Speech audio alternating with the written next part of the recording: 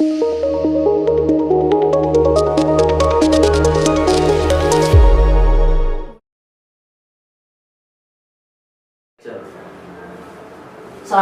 warahmatullahi wabarakatuh. Selamat pagi teman-teman semua. Kembali lagi, tapi bukan dengan Kak Utami, dengan saya Liva Ainur Rahmah dari mahasiswi program studi Ilmu Al-Quran dan Tafsir, saya Alfitrah Surabaya. Di sini di episode 2 KAF Podcast pagi hari ini, kita akan berbicara dengan salah satu narasumber kita. Beliau ini Ketua Sekolah Tinggi Agama Islam Al-Fitrah.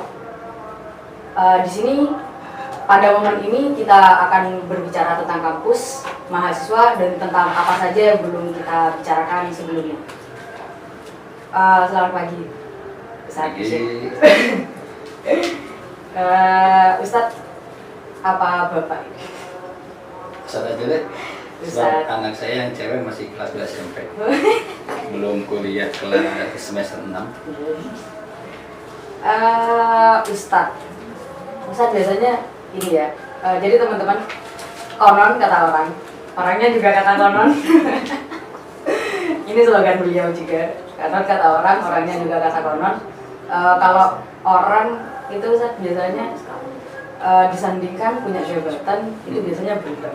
Dari yang ramah muda marah-marah, nggak bisa diajak ngobrol. Tapi teman-teman, yang saya temui gitu.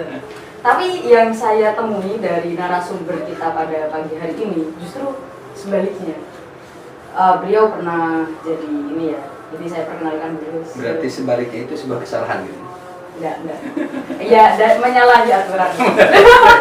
Harusnya kan dari kebanyakan yang terjadi itu kan kalau namanya disandingkan dengan gelar doktor, tiba-tiba berubah, yang awalnya bisa diajak ngobrol jadi tidak gitu. Mungkin stroke setelah jadi dokter.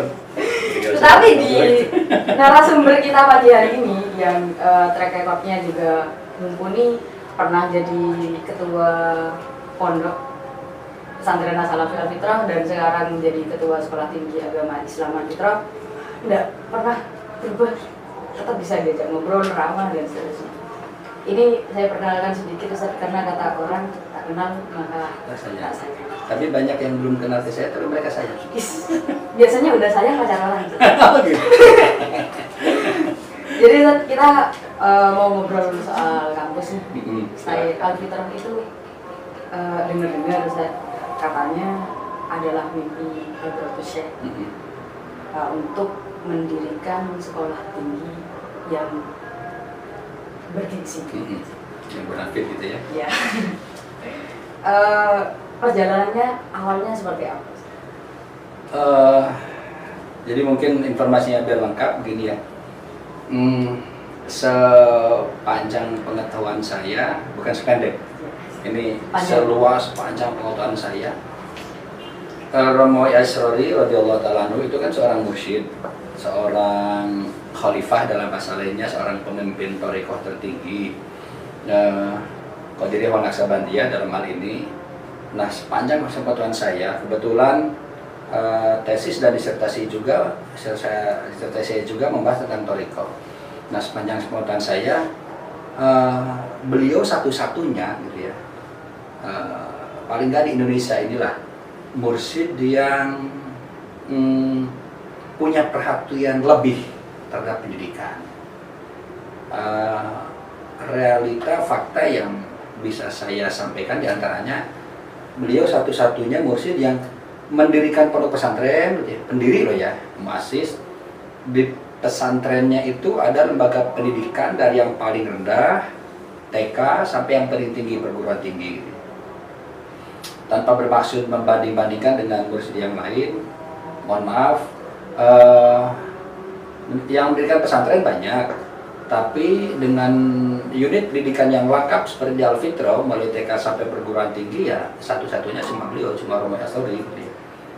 Ada juga yang bahkan menjadi rektor sebuah perguruan tinggi mursyid, tapi beliau bukan pendiri, beliau hanya penerus. Nah, Romo Yasrori itu mendirikan lembaga pendidikan Al-Fitrah di bawah naungan Yayasan Al-Hibah Indonesia, lengkap mulai TK sampai perguruan tinggi.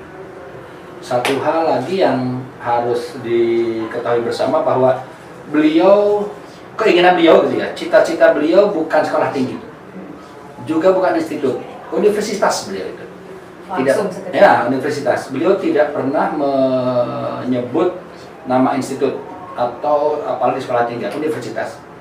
Dan ini yang luar biasa, juga term istilah diksi universitas juga diungkapkan oleh Habib Umar Al-Jilani.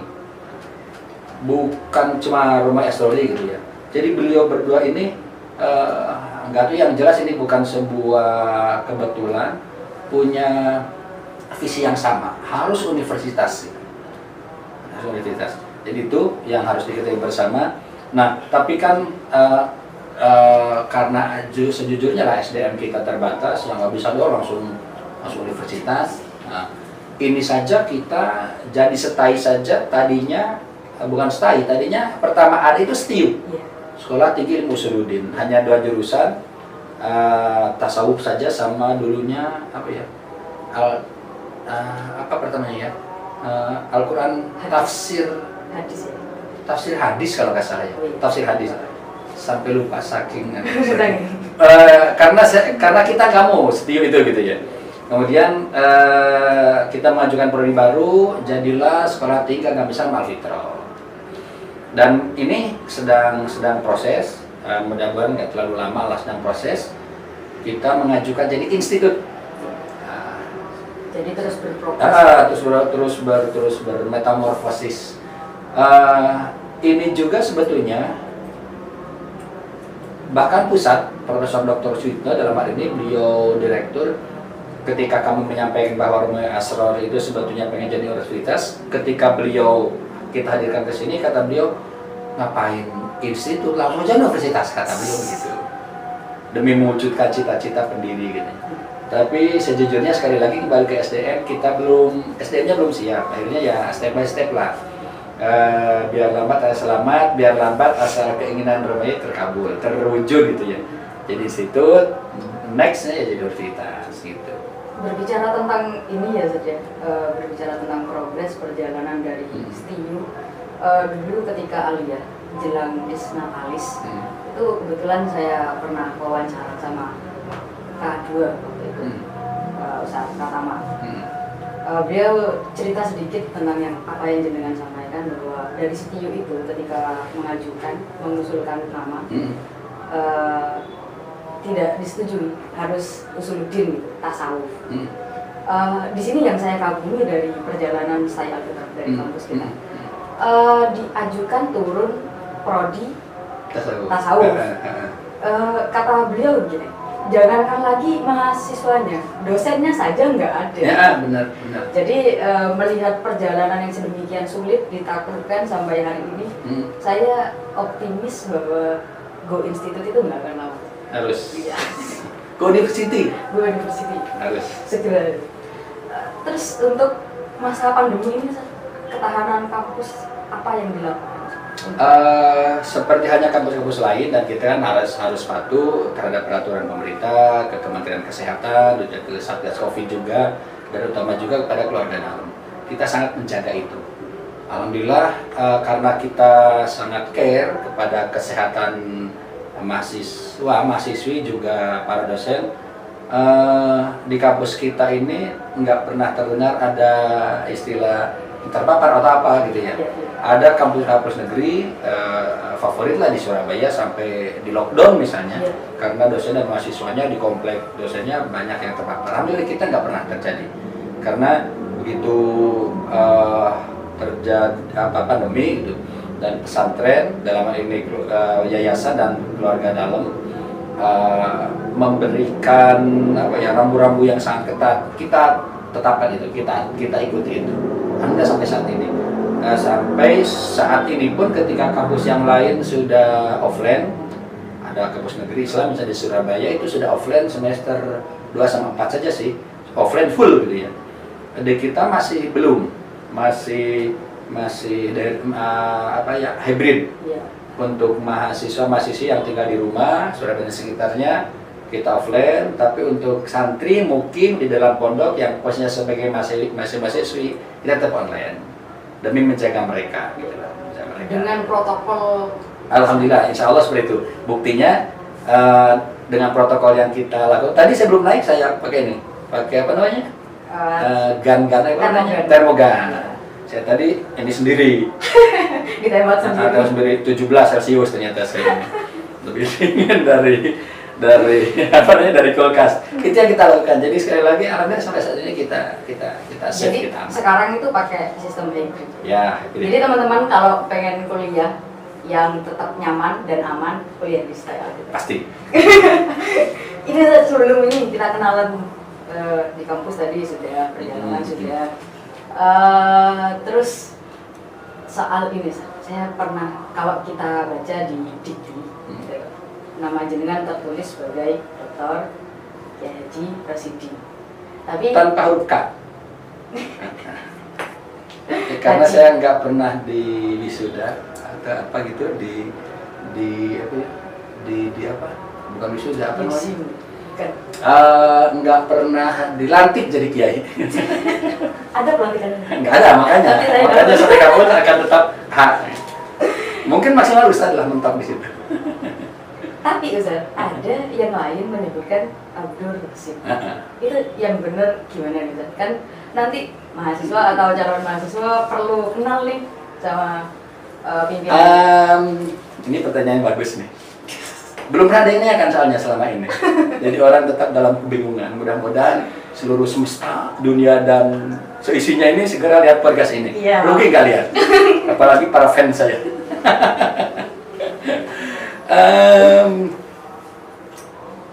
Nama kecil saya itu, saya kan orang Sunda. Iya. Tapi bahasa Madura saya TOEFL-nya 5.000. TOEFL tertinggi berapa? 500, 550, saya 5.000 bahasa Madura itu. Sampai banyak dosen. Enggak, bahasa Madura nyebrang Suramadu itu. Oh, saya kira Banyak dosen, misalnya yang terbaru Ustaz Arifin itu sampai terbengong-bengong. Saya di Madura ngobrol sama orang Madura bahasa Madura, sampai terheran-heran. Saya ini orang Sunda, jadi nama kecil saya Dede Rosidi. Ada dedeknya. Masuk Lirboyo juga begitu. Nah di Lirboyo itu ceritanya di apa ya? Dalam istilah sekarang dibully, mungkin bukan bully sih. Ada wali kelas saya. Jadi gimana gitu nadanya nih. Kok Dede Rosidi. Saya baru tahu ternyata Dede dalam bahasa Jawa itu loh apa namanya? Darah yang dikeringkan terus digoreng. Orang Jawa pasti tahu. Apa itu? Ada kan ya? Digoreng itu kan haram lah kan, darah dikeringkan, darah sapi gitu, diambil dari jagan, dikeringkan, digoreng. Diisi begitu, akhirnya saya sowan ke pengasuh Lirboyo pada situ, Kiai Haji Ahmad Idris Marzuki. Saya sowan ke beliau, Dede Rosid itu mau diganti jadi Abdul Rosid. Sampai sekarang teman-teman mondok saya dulu di Lirboyo manggil Dede.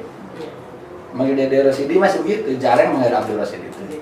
Tuh. Jadi dan satu hal yang saya punya dua nama, saya punya dua tanggal lahir yang berbeda.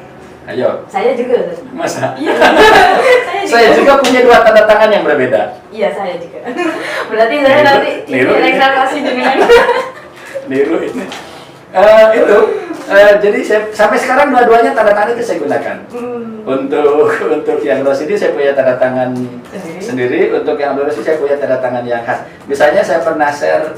Kemarin saya share di salah satu mata kuliah Fitrohan ada yang edaran putih itu saya pakai nama yang lain, datangannya yang berbeda. Jadi ini penggunanya beda, beda. Tanggal lahirnya juga beda. Jadi saya kalau mau ngasih hadiah ulang tahun ya 2 kali ya dalam setahun ya. Kasih. Bisa. Tuh. Berarti memang latar belakang jenengan santri. Ya, santri. Dulu jadi begini. Saya mondok itu setelah lulus aliyah ya. Saya aliyah di Madrasah Aliyah Negeri 1 Cirebon. Terus saya pesantren. Maaf, wali kelas saya itu sampai kecewa saya pesantren karena nggak kuliah. Sayang katanya potensi akademiknya. Tapi ya saya sejak kecil memang saya pengen pesantren gitu. Tapi jangan salah, setelah saya lulus S1, saya lulus S2, bahkan lulus S3 demi untuk menghilangkan kekecewaan beliau.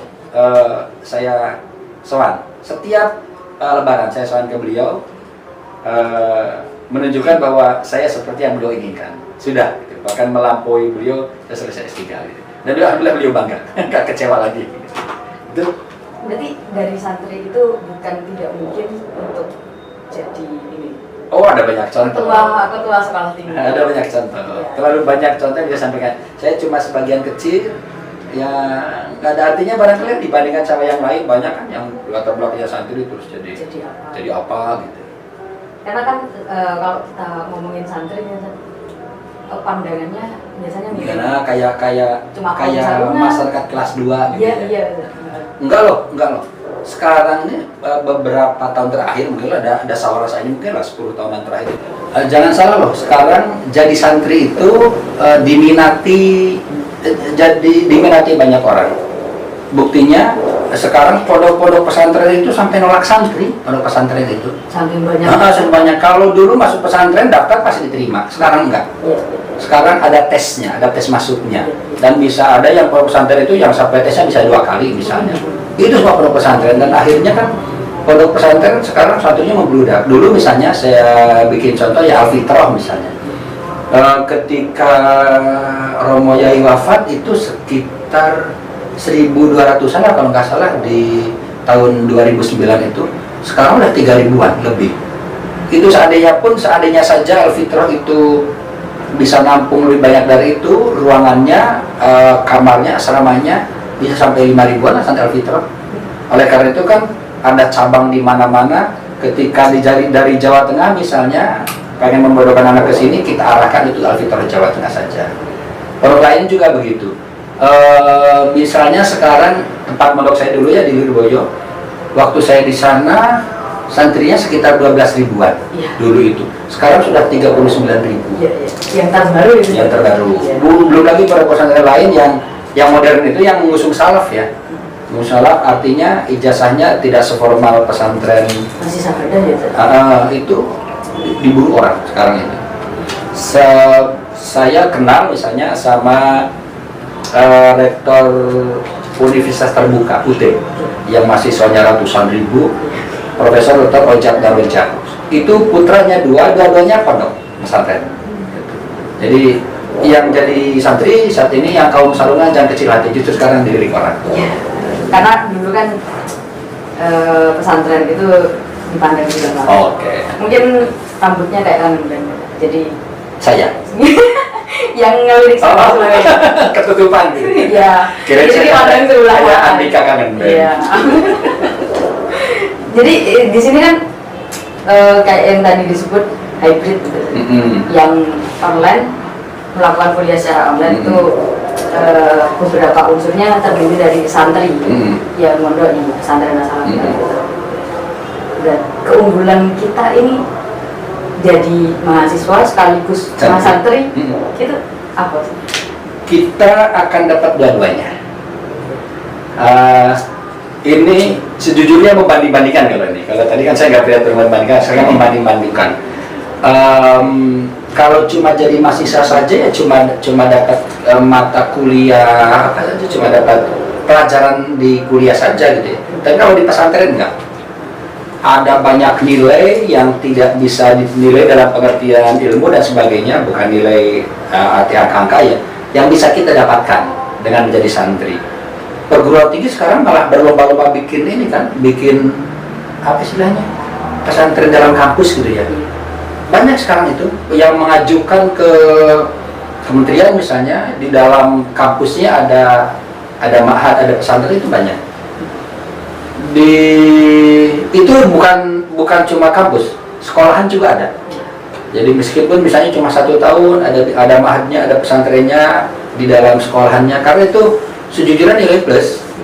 Bukan cuma dapat ilmu, tapi dapat hal lain yang tidak didapat di sekolah, di institusi, di perguruan tinggi gitu. Di antaranya yang paling mahal adalah nilai akhlak gitu. Kalau kita berbicara itu, kita lihat dari ini ya, sebagainya kampus mendalamkan spiritualitas. Ya, dan itu khusus Al-Fitrah, karena Al-Fitrah itu identik dengan Romo Yai Asrori dan beliau, dan ketika nyebut beliau identik dengan Toriko identik dengan tasawuf gitu ya.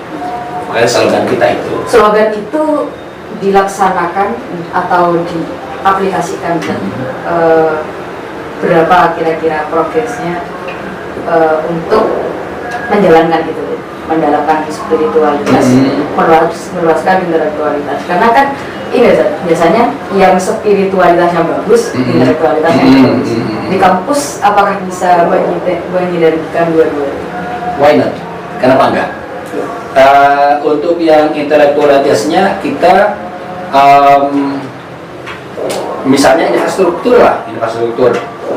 Kampus kita ini seringkali membuat orang dalam hal ini bahkan asesor misalnya ketika kita akreditasi offline datang ke sini gitu membuat mereka tercengang karena seluruh ruangan full AC.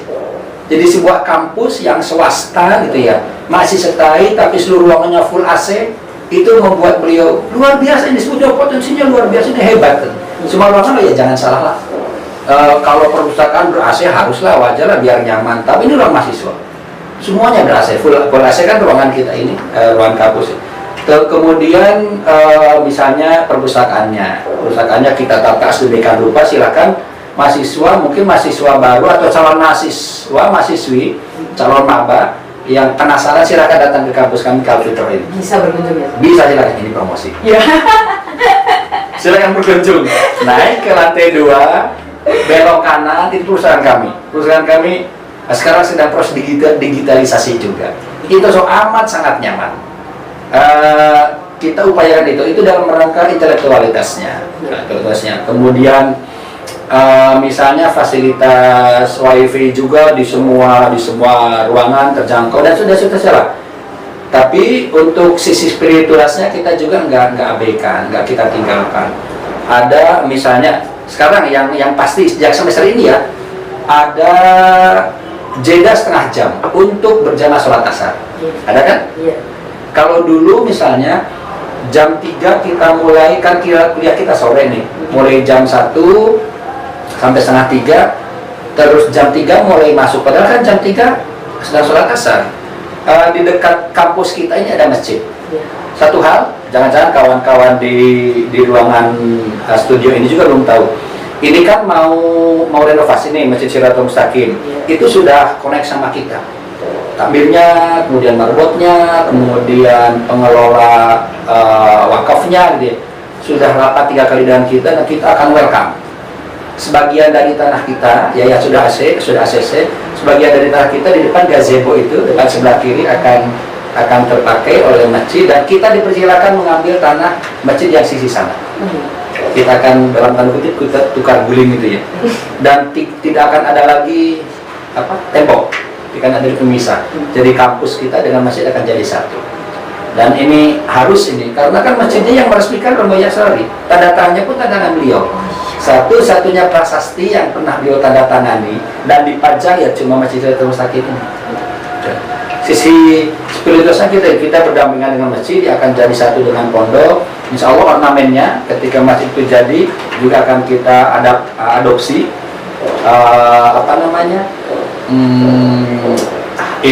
insinyur arsitek sana itu sudah komunikasi dengan kita, setiap rapat juga kita kasih masukan, beliau juga kasih masukan ke kita, akan jadi satu lah kampus kita ini. Sholat asar berjamaah jam 3 sampai setengah 4 dikosongin. Setengah 4 kan baru mulai itu, jam keduanya. Itu untuk berjamaah.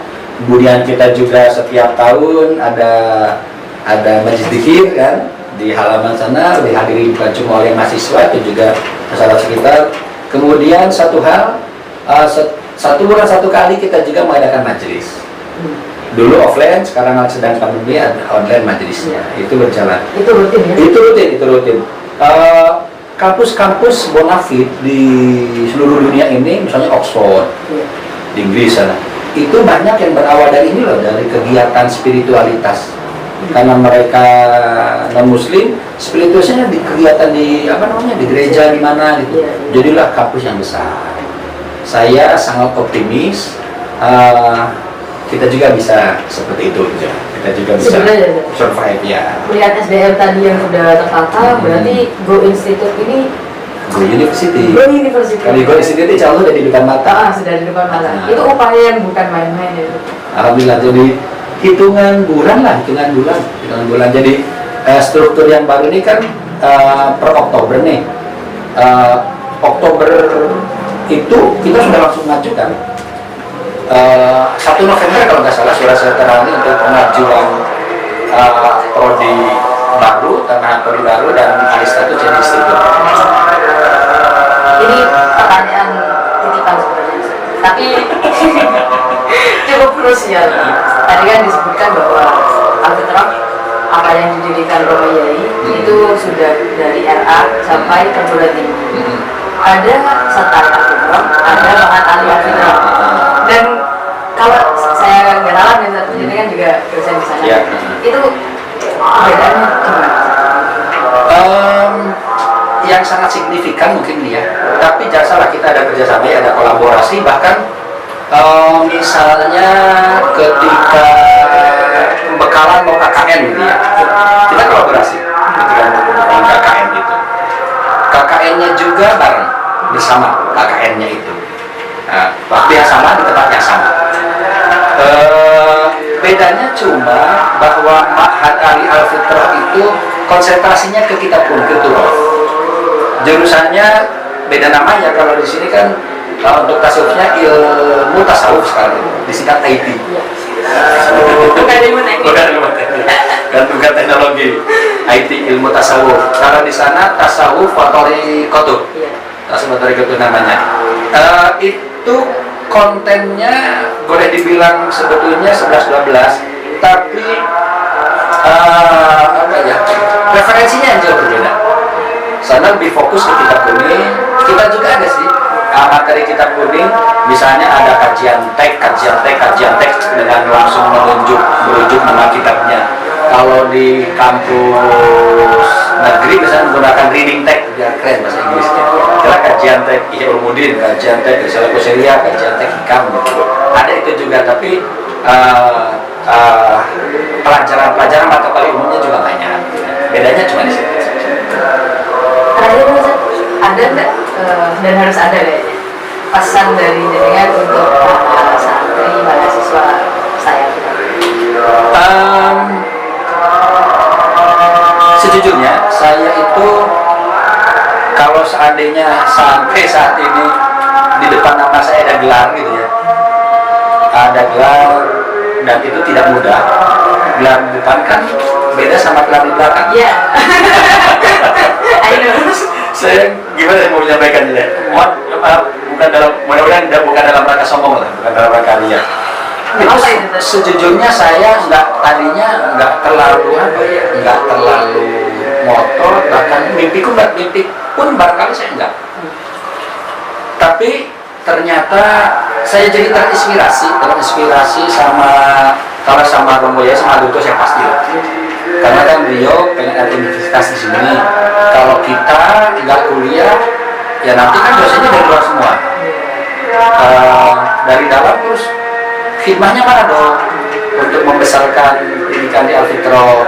Bisa saja sih dosen-dosennya bukan dari alumni Alfitrah, tapi kan insya Allah maju juga. Tapi kan mana kontribusi kita gitu, untuk beliau di bidang pendidikan sebisa kita gitu. Itu yang memotivasi yang nomor satu, saya untuk kuliah terus, dan juga dosen-dosen yang lain, dokter-dokter yang lain, ada Dr. Musyafa, ada Dr. Rozi, ada dokter, banyak lah sekarang sedang kuliah S3 banyak.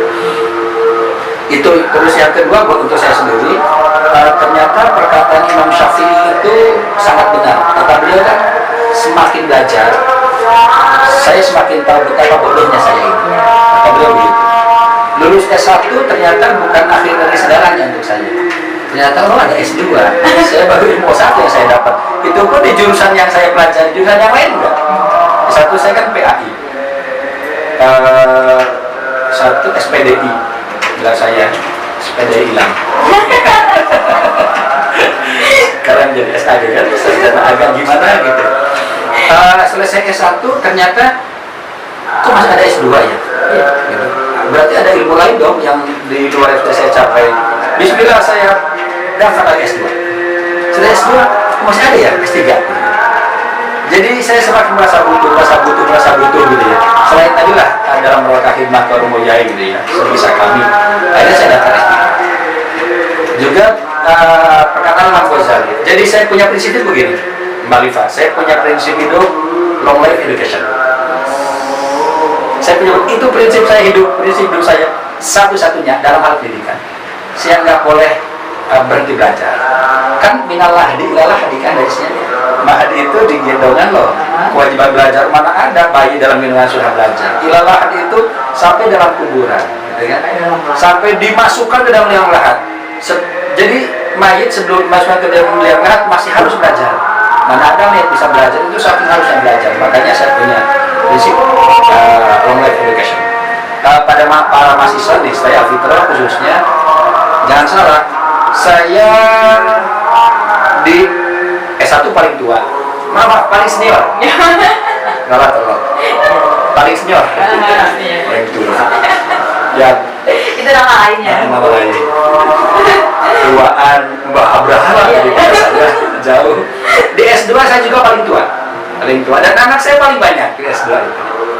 Di S3 anak saya paling banyak. Di S3 itu. Tapi paling tuanya enggak, paling seniornya enggak. Dengan anak saya banyak gitu, waktu nyusun tesis, saya buka laptop itu jam 11 malam, paling sore itu. Karena saya buka laptop siang, anak langsung minta mainan. Di jam 11 sampai jam 2 sampai jam 3 saya itu buka laptop demi untuk mengejar ilmu, itu mengejar cita-cita. Jadi sesibuk apapun kita, misalnya sudah kerja apa, jangan pernah tinggalkan belajar. Itu yang saya pribadi dapat dari Romoyai. Beliau itu sampai Profesor Dr. Abdul Haris MAG, mantan rektor UIN Malang. Beliau pernah dipanggil sama Romoyai masuk ke dalam kamar pribadi karena Romoyai pas itu lagi sakit keras, nggak bisa turun dari tidur.